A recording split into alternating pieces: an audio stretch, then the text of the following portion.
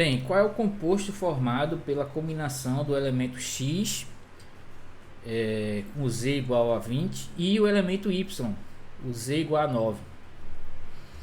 Então a gente pode fazer essa questão, né, verificando qual é o número de elétrons de valência do elemento X, que é o 20º elemento da tabela, e o elemento Y, que é o 9º elemento da tabela. Então a gente vai fazer a distribuição eletrônica do X e em seguida a distribuição eletrônica do Y, e depois verificar qual é o número de elétrons de valência. O elemento X, ele vai ter configuração eletrônica como S2, 2S2, 2P6, 3S2, 3P6 e 4S2.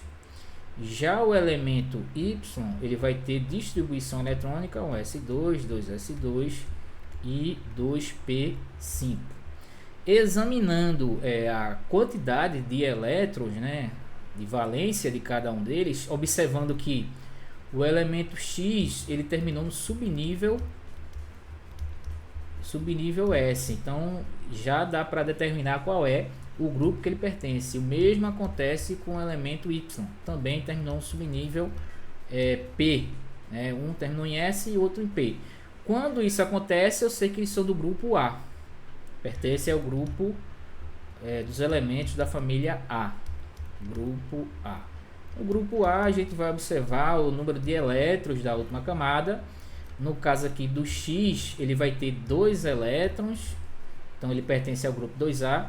E no caso do Y, ele vai ter 7 elétrons, então ele vai pertencer ao grupo dos halogênios.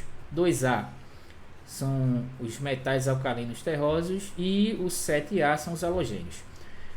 O X, como ele é do 2A, a tendência dele é perder 2 elétrons, então vai ficar com a carga 2+, enquanto o Y tem a tendência em receber elétrons, então a carga dele é 1-. Então a partir disso a gente vai conseguir encontrar qual é a fórmula desse composto, onde a gente vai pegar essa carga e vai colocar aqui na quantidade de átomos de Y e a carga do Y na quantidade de átomos de X. Então a fórmula desse composto é X1 Y2. Ele forma a ligação do tipo iônica, né? Já que um vai ganhar elétron e o outro vai perder. Se ele perguntasse qual é o tipo de interação, aí seria uma interação do tipo iônica. A ligação que um ganha e o outro perde. No caso, o X iria doar, né, ou perder os elétrons para o Y. Esse tipo de ligação é chamada de ligação iônica. Bem, a dica de hoje foi essa. A gente volta numa próxima. Até mais.